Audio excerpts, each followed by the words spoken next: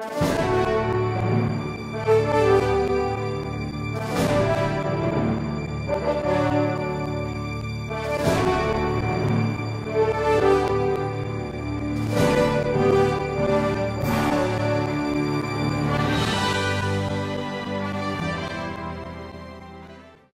to Meeples on Meeples, episode 16. I'm Adam. Patrick. Andrew. Ian. Before we get into our game of the week this week, we of course want to invite you to follow us over on Facebook at Meeples, or facebook.com/MeeplesOnMeeples, and Twitter at MeeplesOnMeeple. We also have all of our videos up on YouTube and Vimeo, so you can subscribe to our channel and see when we put up new episodes every week, and check out our reviews as they go up. Also, feel free to stop in at BoardGameGeek.com as well. Our videos go up there as well. So yeah, they tend to go up every Wednesday morning on the weeks we put them up. So if you stop in there, you'll be right on top. But if you subscribe to them at Vimeo or YouTube, you'll get the email as soon as they go up, and you'll be able to check them out. Our game of the week this week is Castle Panic. Now, Castle Panic is a fully cooperative game, and the objective is fairly simple: to save your castle. Now, during setup, what you have done is you draw a certain amount of little monsters that are these die-cut chits here, and the objective is to stop the monsters as they advance towards the castle. As they advance towards your castle, they're going to take down walls, and after they take down the walls, they have direct access to your castle turrets, and once all of your castle turrets are gone, game's over, they won. Now, there's a sequence of events that occurs. The first one is you drop to a certain number of cards. Now, at the beginning of the game, you're dealt a number of cards, and in those cards you have things like knights, swordsmen, and archers, and each one of these refers to a certain circle on the board. As the monsters approach your castle, they get into a range of one of these cards, such as the archer. On your turn, you can play an archer card and do damage to that monster. And the archer, actually, besides the different rings, you also have different colors. So if it's in the red area, you have to have a red archer. Otherwise, if you have a blue archer, you can't damage the monster. On top of that, another thing that you can do is if your walls get knocked down, not a turret, if your walls get knocked down, if you have brick and mortar, you can actually rebuild a wall and therefore protect your castle for a little bit longer. You can fortify walls to make it a little bit more difficult for the monsters to hit you. And then, of course, you also have the hero card that acts as an archer or a knight or a swordsman of a specific color as well. Now, once you draw up, the next thing that you can do is you can discard a card that's not going to be of use to you and then draw a new card to replace it. You can then trade one card with another person. And the reason you have all these options with cards is because if you don't work together and you don't plan your hand out well before your turn, you're gonna get hosed, and this game's gonna go quickly against you. After you get all those cards, you can choose as many cards in your hands as you want to play. I can use a blue archer, I can use a red knight, I can use a green swordsman, and I want to make sure I use the correct card to hit the monster in the field that they are at right now. Now, monsters have a different amount of hit points. For example, the troll starts off at 3. If I hit him with one card, he goes down to a 2. If I hit him with another card of the color of the ring he's in, he'd go down to a 1, and then it takes 4 times to actually hit him and knock him out.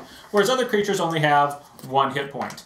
After I play my cards and destroy as many monsters that I can, each monster advances 1 circle closer to the castle, setting it up for the next player. And then finally you draw 2 new monsters from the bag at the end of your turn.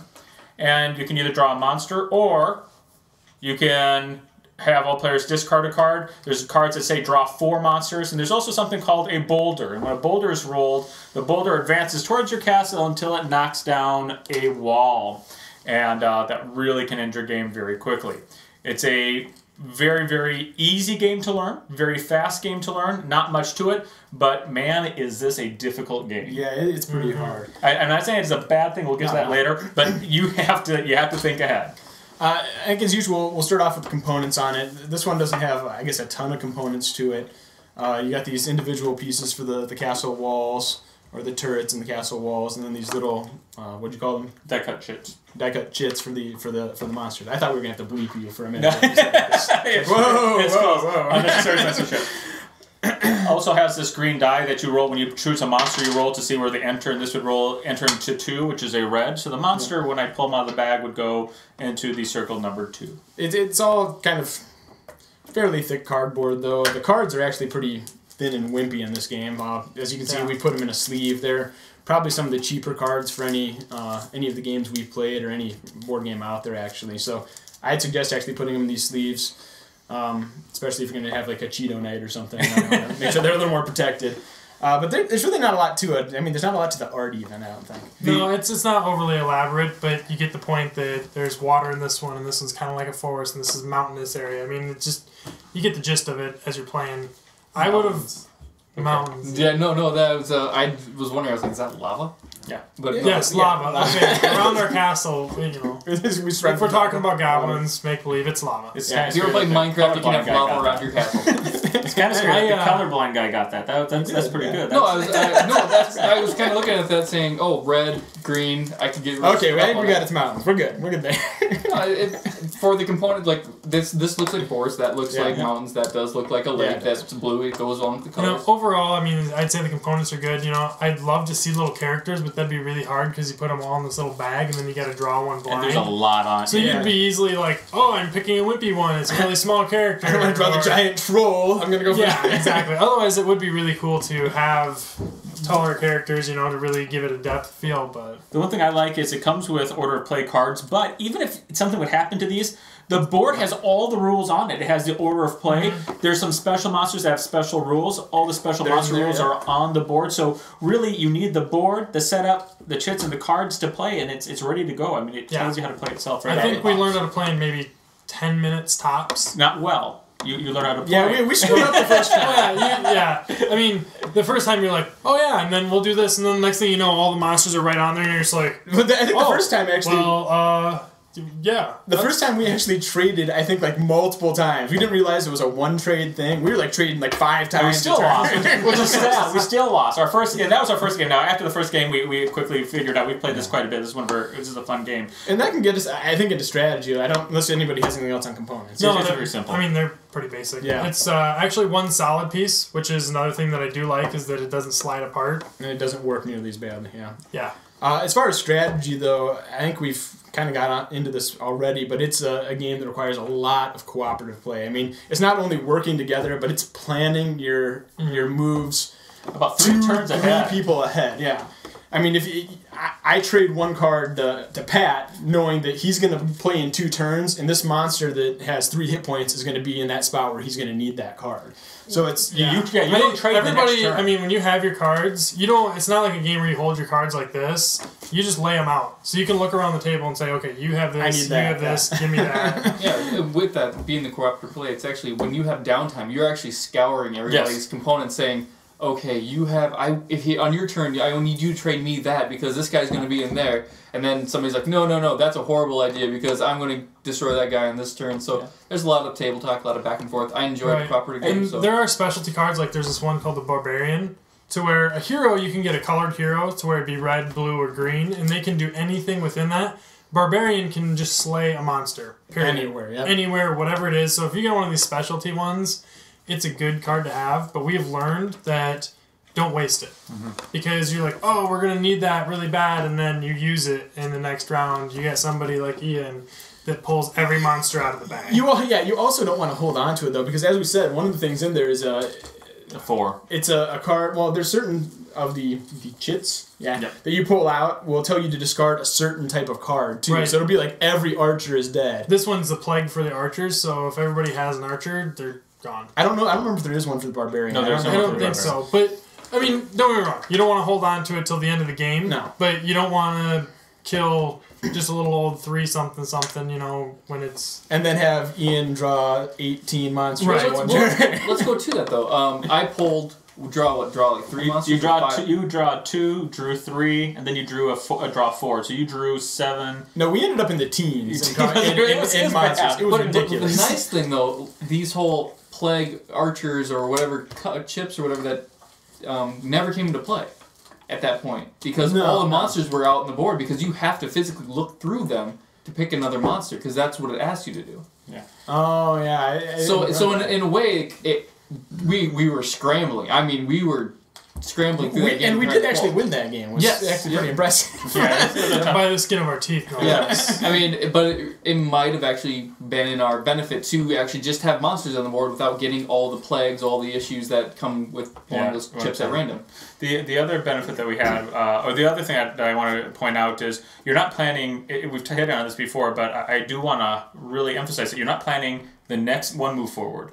I mean, we have to plan this 3 monsters here, so we're going to take pot shots at him, so I'm not going to trade with Adam, even though he has a card I want. I'll probably trade with Ian first, because I'm going to set him up. I might not be able to do anything on my turn because of my cards, but if I trade it right with Ian, even though it might not help us right now, 3 turns from now, Ian might be able to do something. Or you might be able to trade with Ian, get a card you need now, comes to me, I can trade and get the card you gave to Ian because I need it now, and then you really are setting each other up, further on down the line. It is the quintessential cooperative game. I mean, you have to work together and you have to plan. Yeah, it's pretty simple. Chess, 10, 12 moves ahead if you're really good at it. Yeah.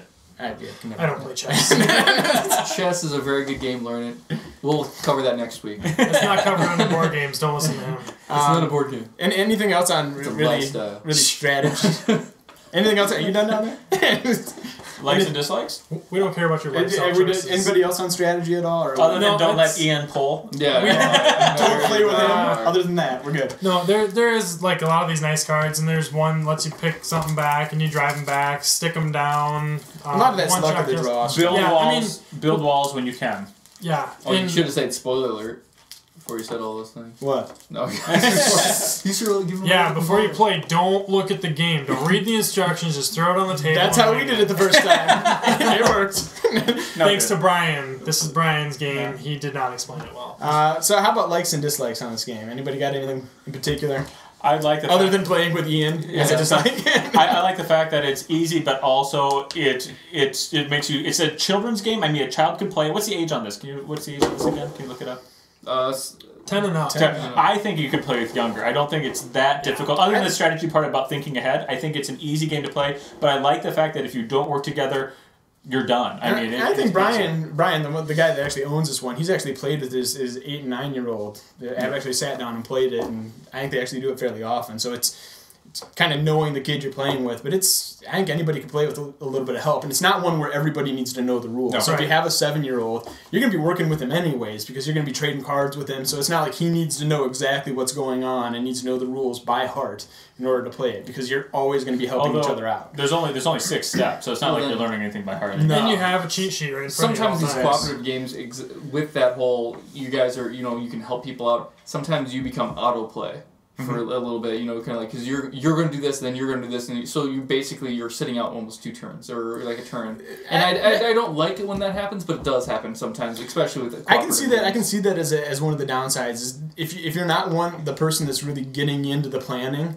If we played it with 5 people before, and I know we've had a few times where a few of the people, and I think I've even had this where I didn't really get to decide my turn because people were planning my turn 3 moves ahead. So it got to my turn and I'm like, okay, I guess I'm doing this, this, and this, and then it went on to the next person. But eventually it's going to come back to you where you're going to have to participate. But yeah, that's maybe one of the downsides. But in the scheme of things, yes, your turn's already planned out, but at the same time, you had to help plan your turn ahead of time. And you can't get too comfortable with that because there are cards in here that say, we're planning that Adam's going to take out a blue knight when the monster gets there, and all of a sudden we pull a token that says, advance everyone forward 1 space. Mm-hmm. And now we're too late. Now our whole plan is... Yeah, he's going to be in the swordsman He's going to be the swordsman, so we set you up to be a knight, and now we have to revamp and say, oh crap. Or they say shift to the right. So we gave you all the blue swordsmen, and all of a sudden everybody's in green, and you're like, well... That sucks. Yeah, it definitely throws you for a loop once. Well, and then you're also talking about how boulders were bad, but the key component of boulder, though, doesn't it wipe out all the monsters that are in the wing? So it's kind of a blessing sometimes when you have a really bad monster. When you have 18 monsters on the board, the boulder goes didn't we rolled like 2 boulders. Yeah, we pulled 2 boulders right wiping out. Oh, so if you roll just right, of course we've had where there's 18 monsters except the place where we had the boulder. I mean...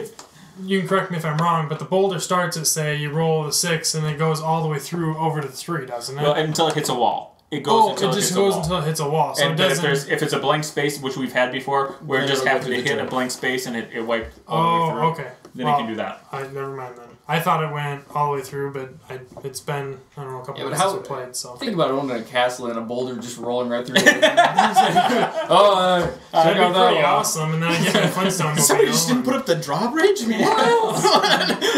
Or just open up the drawbridge, just let it go straight through. So, well, did we cover all of our I mean, the only other likes and dislike, and dislikes? it's maybe not a big deal on this because it's made for kind of an everybody kind of game, kind of a lighter game, is it is a lot of luck.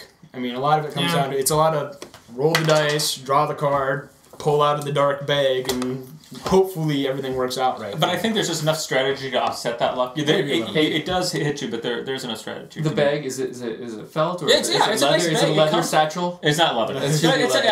I love it. Hey, more game companies, when you have things that are supposed to be drawn blind, do this. I love the fact when games give you the bag for a blind draw, even though it's just a little nothing bag. Because when we do it with the Ziploc bag, it's just not nearly as Or the chits are upside down and one accidentally gets flipped over as you're going through them. You could always use a Crown Royal bag too. exactly. There you go. For all the seven-year-olds out there, go get the Crown Royal bag. It's okay. It's not illegal. Those are the purple ones. If you want to get expensive, then they get gold. All right. Well, I think that gets pretty much everything we have to say about it besides our review. So I think we'll jump into that. We do a scale of 1 to 10. 1 being Manhattan Project, 10 being the greatest game ever made, and 5 being Cosmic Encounters. 10, be Cosmic Encounters. And 5 is it's all right. I'll play it, but I wouldn't run out and buy it, and I'm not going to be the one suggesting it. Probably it's okay. It's there. And we'll play it. Yeah. So we'll start with Pat. I would give it. I give a lot of those middle numbers. I'm gonna give this one about an 8. It's fun. This is the type of light game I love. There's not a lot of strategy. There's not a lot of complexity to it. There's strategy, but not a ton of complexity to play it. It hits the table. You pick it up. You play it. You laugh about somebody pulling 15 monsters on you. 18 monsters. we sit and laugh about it afterwards. The number just keeps growing every single time. 20 monsters. 35 monsters. Whenever you have a game that you can sit down afterwards and laugh and say, do you remember when? And everyone remembers that time and laughs about it, I think that's a very good sign that it's a strong, family fun, just a friendly game to play. So I definitely give this an 8. I'm actually going to go like an 8.5, maybe even a 9. I've really liked this game. I don't think I've ever played it and not been happy. I mean, we've played it and we've lost terribly. Fast. Even when we've cheated the first time, we still lost. And I still loved it. I still had a great time. We were laughing about it, like Pat said. There's not a lot I can really add to it. It's fun. I think you can get a lot of, if you're looking for a kind of the gateway game or a game for... A gateway game. Into harder games. Yeah, no, I mean, that's what they're called, but it's... I'm sure. But if you're looking for a lighter game to bring You live in Colorado. It's the gateway game. To bring other people in, I think this is a good one. It works with little kids. It works with people that probably wouldn't be into, many board games outside of like Monopoly and Life. You can really kind of transition them into better games, so to speak. So yeah, I'd go an 8.5. 1. Ian? What? Solid choice. Did you hear us just go dead silent when you did that? We're just like, It's a 1. what? It's terrible. Wow. I didn't read the rules. Lower than Gears of War. We won't talk about that right now. I'd give it a solid 8. The only thing I guess I don't like about it is I'm a big visual person, and that the cards are, they could have done, the artwork on them is pretty good, things like that, but they are, even inside these sleeves, they're a little hokey. Hokey. Yeah. It's a word. I get it. Keep Going going. with it. Anyway, but the whole concept, playing together, all this, and then there was a few times where you feel like you missed your turn because it just got pre-planned 4 turns ahead and things like that. But it's still a solid 8. I've never turned it down. If somebody recommends it, I'm like, hey, bring it along. Sometimes it plays quick, sometimes it takes a little longer, but it's never gotten drawn out to where I'm just like, all right, let's just get this over with and let's be done with it. If it plays quick, you usually lose. That's Yeah, that's the truth. It's a bad sign. Yeah, if it's under a half hour, you're so yeah, I'm gonna give it an 8. Oh. I'm not much for peer pressure, but you'd be so much cooler if you went with it the way we did. It's 8 across the board. It's gonna be like an 8.1 average. roughly. I'm torn. The gameplay is simple. It's easy. It's quick. It's light. It is a fun game to play. I feel like with the cooperative experience, it always. My turn always gets basically like, you're going to do this. And it tends to always happen to me, but of course I'm always... That has nothing to do with the game. You suck. That's fine. And I don't want to discount the game that is fun, but would I buy this game? Probably not. Just because the pieces and setup... The pieces and setup, it's kind of hokey. It fits away into, It fits small enough to... Yeah. He puts himself in, he puts himself out. That's what it's all about, okay? And that's what it's all about. Are we going to do a number here? No, we're going to... I want to say it's a 7, just because gameplay's fun, but I don't think I'd buy it. Like 8, I'd say I'd totally want to buy that game, but maybe like 7 or 6, I wouldn't buy it myself, but it is fun. So is that how you rate things? You don't actually want to buy any games, so you never rate them above 7? That's how it's worked, I think. Yes. Yeah, no, of course. I own one game. I just bought it the other week. It's a Robo Rally. We have not played it yet. It is fun. It's totally fun. We have not played it yet. So you're giving it a 7? I am giving it a 7. I'm sorry. We silenced our cell phones early on. I don't know what that was. All right. I think that's our kind of wraps up our review. It's Castle Panic, our game of the week this week. We're going to take off for the holiday week coming up, Thanksgiving. Take a little break, maybe just play some games without doing reviews, and we'll be back the week after. And something that we invite you to do, check out our Facebook page, because oftentimes when we do take a break, we ask you what games you've played or what games you'd like to play. And more importantly, I would actually like to hear them offer us a suggestion of something that they've played that they would like us to review. Yeah, I mean, we would love that. Audience suggestions. That we don't. Well, if they don't own it, I'm more than happy to supply a supplier. I'll buy it. Ian's buy your next game. Make it costly. No. But yeah, give us ideas of what you would like to play. I think that'd be a really neat thing to hear from you. What would you want us to do? Yeah, you can go over to YouTube, over to Vimeo, Board Game Geek, Facebook, Twitter even. Call him early. His cell phone's always on, obviously, so feel free. His number will be in the credits. We are in the Central Time Zone, so just keep that in case you're in Germany. Call him early, call him often. Thanks for watching this week. Like I said, Game of the Week Castle Panic, and check us out in a couple more weeks with a new review. Have a good one. Bye-bye. All right. What? Bye-bye? We're leaving that in. That's going to be the end. That would be the bye-bye. Jazz hands, everybody likes a classic. I mean, just...